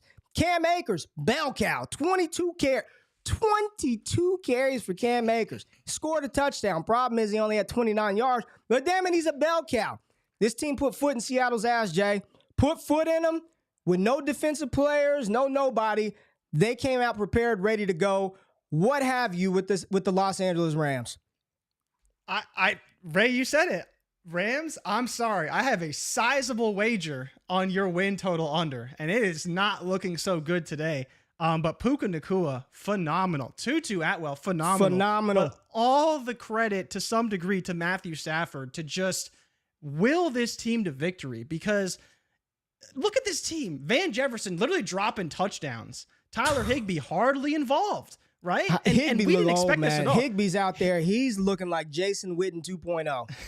Higbee only like 3 targets, caught them all, but we did not expect to see a team led by Tutu Atwell and Puka Nacua. And both these guys, ridiculous. Tutu Atwell, 6 for 119. Both players were top 10 in the NFL in air yards. Puka, I believe, was 5th in the NFL in air yards. Tutu was 9th in the NFL in air yards. Shout out to Joe. Matt Stafford. She called it. Give her way credit. Up there in air yards. I believe he was 2nd or 3rd in the league in air yards. But I mean, the biggest story to some degree for me is really Cam Akers, because he was so bad, lowest rushing yards over expected in the NFL this week. And it's just like, what do you do? Because imagine, Ray, how good this team would be if they had any running game. Now, Kyren Williams was fine, 3.5 a carry. He's a smaller guy. We don't expect him to be bell cowing it. No. But Cam Akers was so bad. If you even give him like 50 yards, this team probably puts up way more points. And so from that standpoint, I'm a little bit worried about the Rams because they may be a lot better than we expected. But I think the biggest takeaway is the Seahawks, Ray. Geno Smith was bad. He Kenneth looked Walker like was okay. last year Geno. He looked bad. Talk about pumpkin. He turned right back into a pumpkin, and this game's at home. So for the Rams to go in, absolutely no shot of winning in Seattle, and they absolutely destroyed the Seahawks. What do we do with your Seahawks right now? DK Metcalf scored, so he's okay. JSN, 5 targets, and then Tyler Lockett got hurt in this game as well.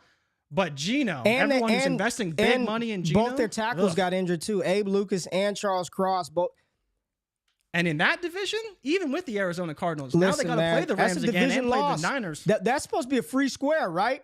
Rams are supposed to be a free square. Everyone had it that way. And you take a division loss to the Rams. I'll say this. Again, not going to panic on any team. But what we saw was concerning. Geno Smith looked like a pumpkin. Zach Charbonnet, nothing. It was all Kenneth Walker, so we can dead that. Lockett hurt. JSN, I don't even know how he's catching the ball with a club on his hand. 2 hurt tackles. Tyreek Woolen, all-pro corner, dope. One of the best corners in the game. Puka Nacua was working him. People are saying what I sell for a second. I'll say this. I'm a gambling man, Jay. You know this. And I'm also one that plays the market. And as long as Cooper Kupp is out, which he is on IR, I think Puka Nacua is going to continue to be fed. He's going to continue to be fed. So what I would do, process play, is probably trade for a second. If I got Puka, I got him for cheap because I got him in a rookie draft, or I got him at the end of a startup, or I got him cheap in an auction. I'm gonna ride it out for another couple of weeks. I'm gonna let Stafford just keep throwing to him, and then I'll make a determination on where I'm at. Ultimately, what am I looking to achieve? Well, with the hype that I believe we will hear about him today over all the national fantasy football airwaves, I believe that a 25 first is definitely within range. If he can go out there and just be peppered. I don't think a 24, but I think 25, out of sight, out of mind, it's a damn good class too, right? That's a damn good class. Out of sight, out of mind, I think that's well within range for a player like Puka Nacua. If Cooper Kupp, let there be a report that comes out that the hamstring still isn't progressing the way that we thought. You probably can get a 20. That's one where we were at the Senior Bowl, Jay.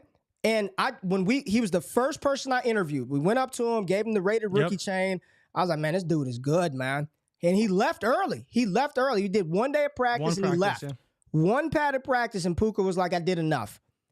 The kid can play. Let's not get it twisted. His issue in college was injury and staying on the field, but Puka can play. So I think if you have this chip, you can cash it out if you want, but I'm a little more risk tolerant, so I think I would hold a little bit longer, let that value increase, and the moment somebody offers up a first, which it will happen. If he continues to get this type of volume, most targets for a rookie in the last 10 years, I believe, 15 years, something like that, 15 targets for Puka, insane target share. He was getting downfield, doing some stuff close to the line of scrimmage. Thought he looked incredible. I thought Tutu Atwell looked great. Kyron Williams is a phenomenal pass pro. We knew that when he was at Notre Dame. This team played very well, put foot in Seattle's ass, and I'm watching. I'm not panicking, but I'm watching Seattle. Targets, I'm watching that team. For the lead. That was not supposed to happen that way. Jay, we got a couple more games we got to get through.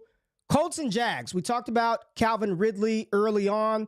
Trevor Lawrence, as always, he is spectacular and awful in the same game. Just that is Trevor Lawrence. He I don't know the quarterback but he's going to give you greatness.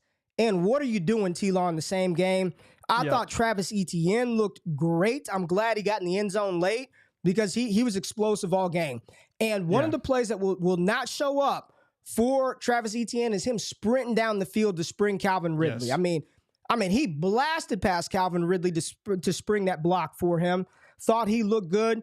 But everybody wants to know about Anthony Richardson and how he played. Jay, I thought he was, of all the rookies that played, Zay Flowers, Puka Nacua, he was right up there. Poised, composed. The offense, Shane Steichen, man, they did things to keep him comfortable.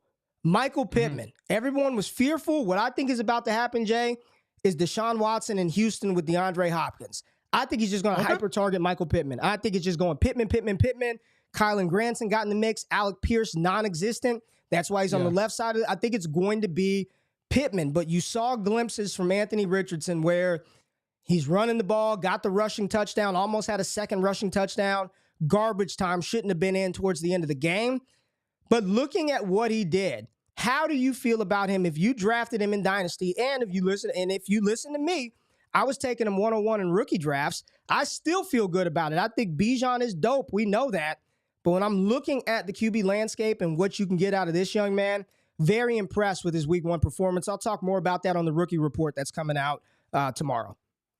Yeah, I mean, he was by far the most impressive rookie quarterback, right? So you talk about just rookies overall, and it's a little bit easier for a Bijan to just kind of do what he does and be great, right? Puka obviously blew our expectations out of the water, but he was peppered with targets as well, looked phenomenal. But JRich, to command this offense, to keep them in this game legitimately, right? This game was a close game for a large portion of it to get Michael Pittman the ball, score his own rushing touchdown. I think this is exactly why we were so bullish on Shane Steichen to be JRich's coordinator, right? And to be his head coach, because we saw it in the first week, what he can do. And this is with the least action he's ever seen, first game ever. And he looked pretty damn good. And I believe he was QB4 on the week right now, tied with Justin Herbert. So you talk about that already. He's already playing like a quarterback one, which is what we wanted and what we hope to see. and it should only get better. There will be ups, there will be downs, but this is such an encouraging start when you compare him to a Stroud, to a Young, who really struggled at times in this game. It was encouraging. This Colts team should be pretty good, and I think that JRich will be a massive portion of them being much better than we expected. All right, Jay, let's move on to, again, one of the bigger games that we thought, one of the players that we wanted to see more than anybody, because we have talked about this player on this show all summer, all offseason, and we got to see it happen. Glock Purdy. Glock Purdy went out there, and Jay, again, I'm doing the power rankings show today. Spoiler alert, I got San Francisco number 1. Let's go. I got Not even one. biased, right? I love it. I got him number 1. Defensively, they were so good. Problem. Offensively, Debo looked like Debo. Kittle. Woof. Kittle. Brandon You didn't Aiyuk. have to do anything, though. Aiyuk. Yes, Jay. About damn So time. good. He's out of the doghouse that he was in 2 years ago. He's blocking. He's catching touchdowns. Brock Purdy is finding them. The offense was humming. And then the man, the myth, the legend, the great white hope, white lightning, man, Christian McCaffrey.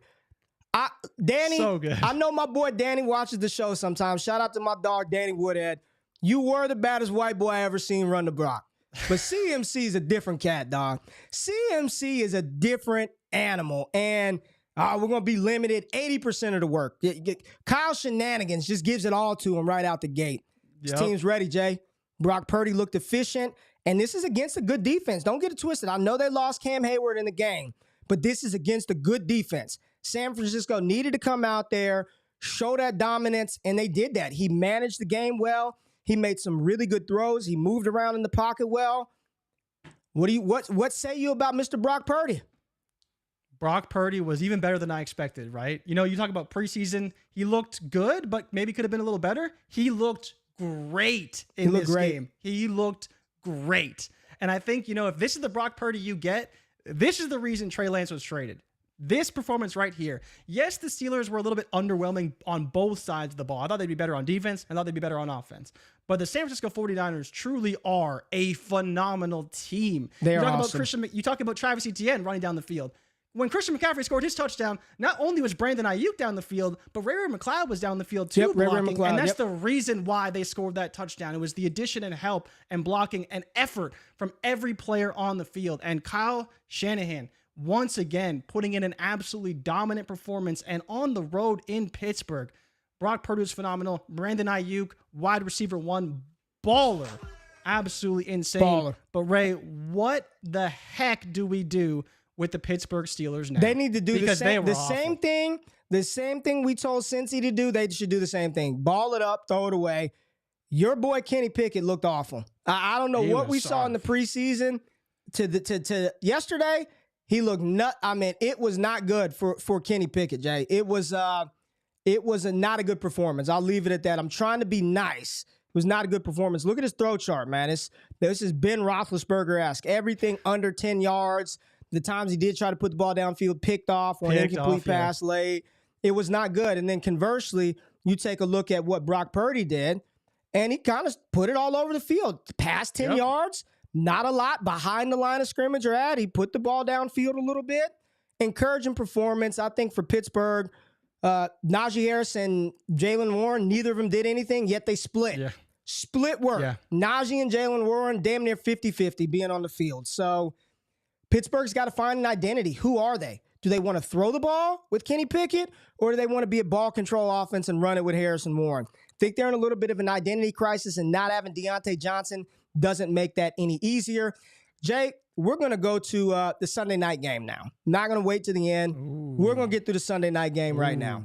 Dallas and the Giants. Talk to him. Jay. Talk to him. Talk to him, Ray. This is the best defense in the NFL.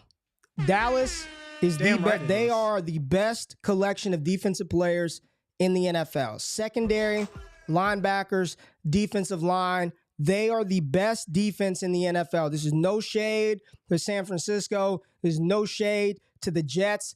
Dan Quinn in this defense, they are the best defense in the NFL.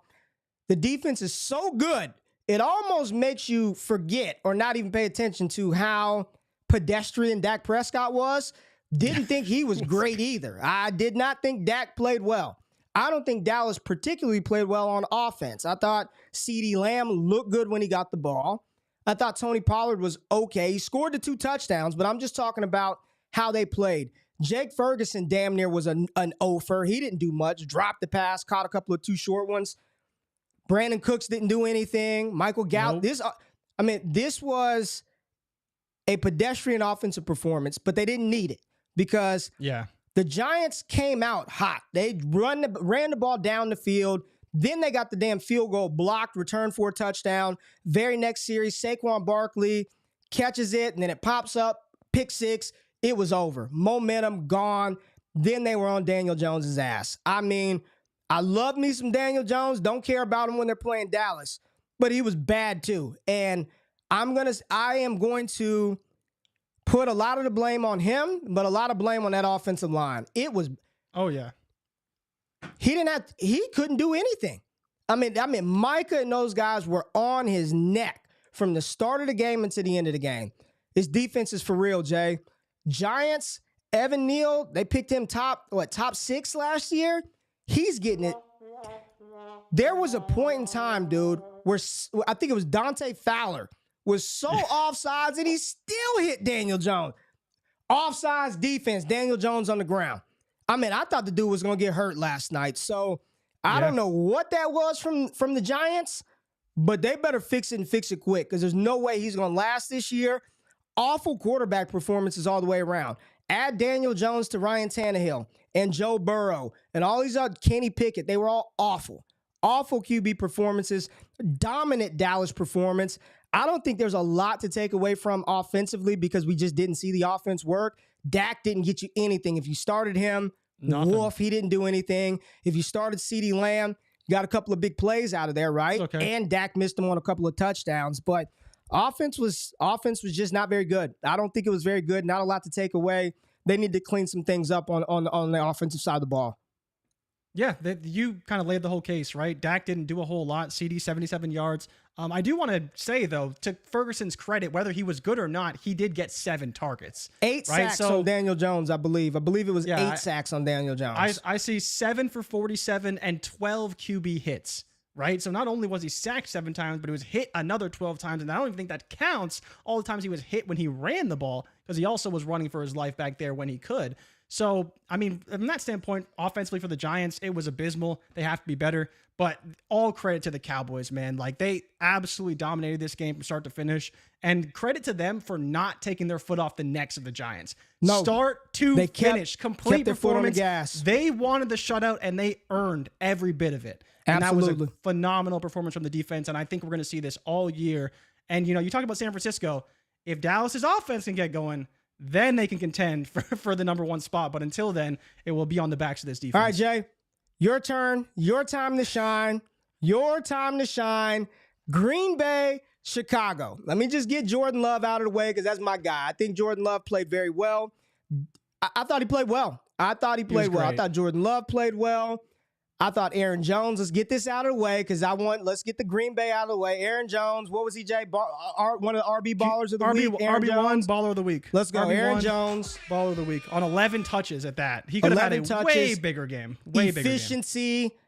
A.J. Dillon slugging the ball. 2 running backs. That's how it's going to be. No Christian Watson hamstring. Romeo Doubs, big game from him. 2 touchdowns. Looking like a stud wide receiver out there. Jordan Love, give him his flowers. Played well, has been consistent, and everybody in the locker room, much like San Francisco and Brock Purdy, they all seem to rally around Jordan Love. Like, we know he's going to be good. We're good to go there. Let's talk about Chicago, Jay. Go ahead.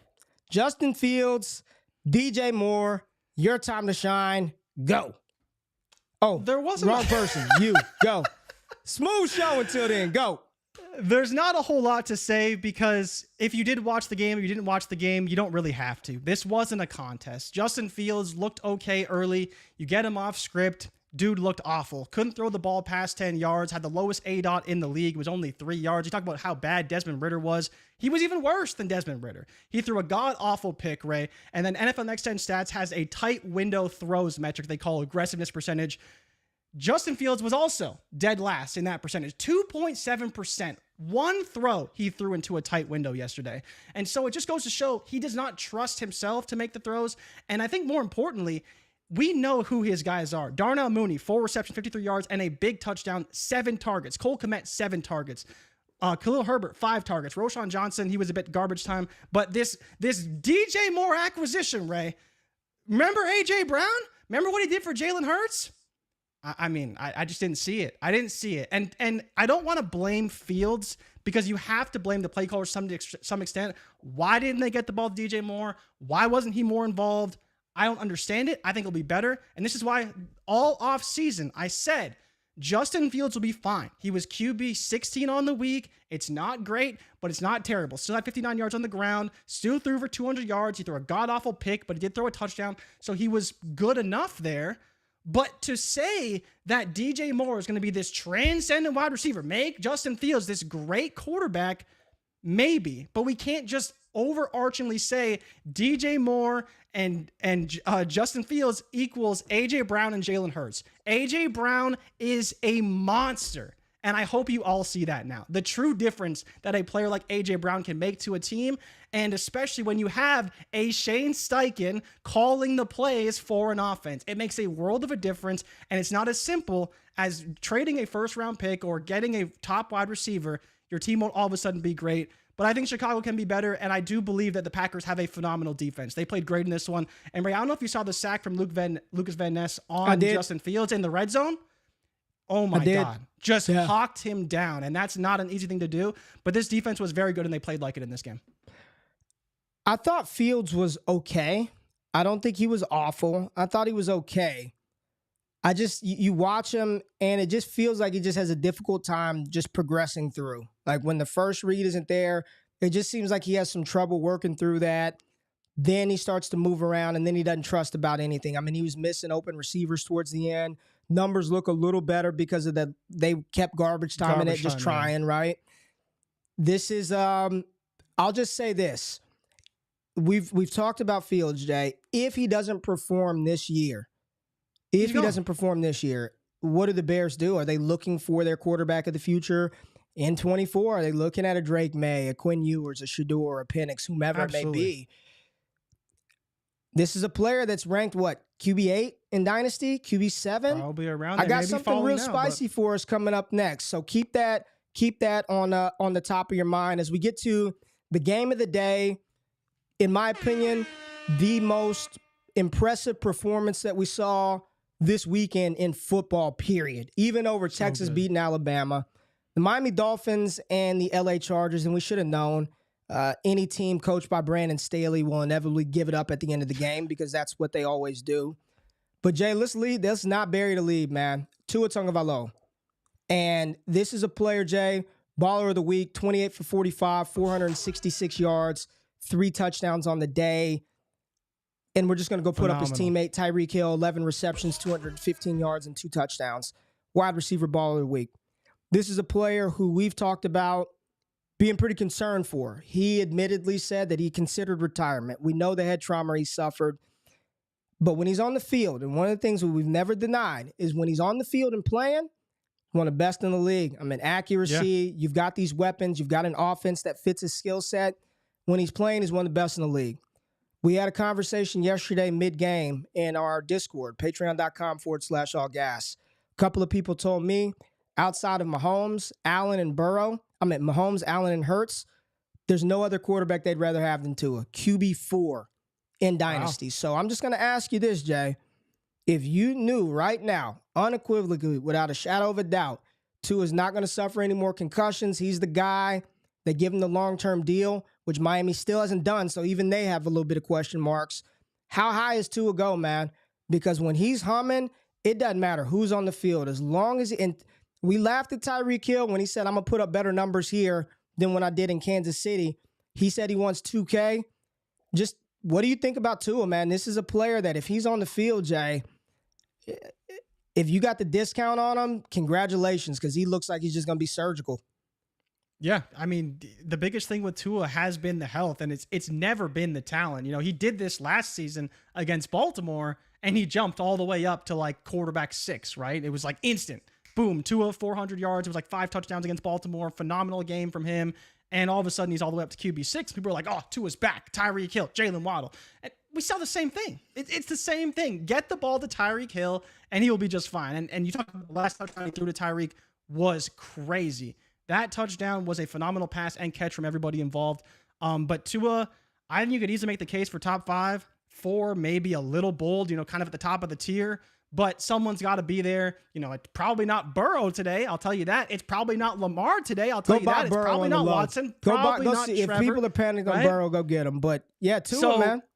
He's the only guy in that tier who played well. Like literally the only guy. T-Law was okay.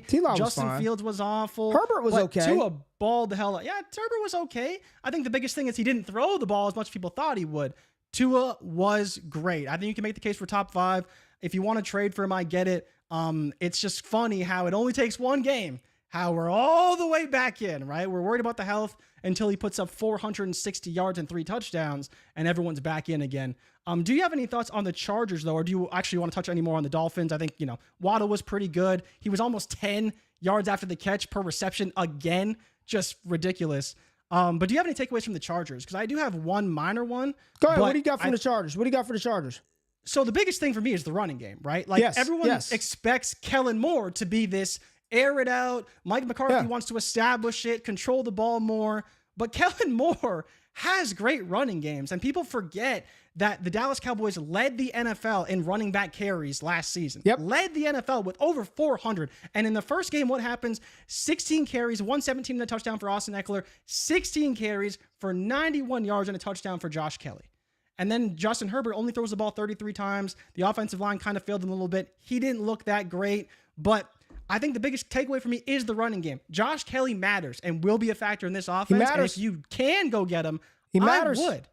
They're going to run the ball. He's Kellen Moore. They're going to run the ball. They're going to run the ball. And they did that successfully. Damn near 200-yard rushers. Both of them scored touchdowns. It's going to be a different Chargers offense under Kellen Moore. Brandon Staley, man, what the hell? This defense, you paid all this money, and they just give it up at the end of every game. Like it just as sure as the sun will rise in the morning, they will give it up in the fourth quarter. What'd you say? J.C. Jackson, the second half, 3-point game, gave away a field goal to Miami at the end of the half on an untimed down. That was the difference in the game. Like it's just undisciplined, poor football. Chargers going to Charger. It sounds terrible to say, but it just keeps happening. It just keeps happening. Give me the fizzle music, man. Let's get to the top 5 best performances, top 5 worst performances before we get out of here. So the top 5 worst performances on the week. We're going to start at number 5, and there's just a lot of 5s because it was the tight end position as a whole, Jay. These are the top 10. Is this the top 10 as of today? Top 10 as of today. Top 10 in PPR. In PPR, Hunter Henry, Hayden Hurst, TJ Hawkinson, Donald Parham, Evan Ingram, Cole Kmet, Blake Bell, Sam Laporta, Harrison Bryant, and Adam Troutman. Another awful performance coming in at number 3 since tight ends occupied 5 and 4. Kenny Pickett, just very disappointed in what Kenny Pickett was able to do, especially the hype and enthusiasm we had for him coming into this season. At number 2, Daniel Jones and the New York Giants offense. Awful. Just awful. Block, can't throw. Receivers dropping passes. I mean, Isaiah Hodgins fumbling in the middle of the field. They were awful, but they were only topped by the team that hurt us the most in fantasy, the Cincinnati Bengals, who had the most awful performance on the week, didn't show up. Chase did nothing. Higgins, Boyd, Mixon, Burrow, all of them stunk. Cincinnati, the worst performance on the week. And the best performances on the week, Jay, at 5, I've got Jordan Love and what he was able to do in his first start on the road in Chicago. Brandon Aiyuk at wide receiver. I think we got a top 10 season incoming from Aiyuk. CMC at number 3 because CMC is CMC. Number 2, old man Matt Stafford coming in as the second best performance on the week. And numero uno, we just talked about him, Tua, Tyreek, those stacks smash. That's the damn show. Appreciate everybody being in the building. We're one away from 700. All that I ask is that you hit the thumbs up button, like the content, subscribe to the channel. We got a bunch of dope stuff dropping this week on the channel, on the podcast feed. Destination Dynasty just came out. Got some big announcements that we're dropping on Friday. No show on Wednesday, but wake up. Mitch and I will be doing breakfast and bets, previewing the Thursday night game. JRich and I will be back on Friday, taking a look at the weekend's action. Appreciate everybody being in here. Jay, this was our biggest show to date. How you feeling, man? I'm sweating over here. These pins are sweating. Loving it, man. The people got me excited. You got on and that's leather, the biggest man. thing, man. Leather. You got on leather sleeves, man. I'll be all kind of wet under there. It's just a little decal, nothing Yeah, crazy. man. But yeah, Appreciate the long everybody, sleeves on a man. show like this, not We a got good new plan. subs, Not a man. good plan. Shout out to you. I saw Fighting Evil Let's Genius go. in here talking about dope show. My girl, look at Joe. Joe, nope. Joe's like, let's do another 15 minutes. The hell with it, Joe. We ain't doing it. I got to get to work. JRich has got to do some stuff. We'll see y'all on Friday, man. We out. Peace. Before y'all close off of the video, I just want to say thank you for checking out the content on Destination Devi. Really appreciate every single view that we get.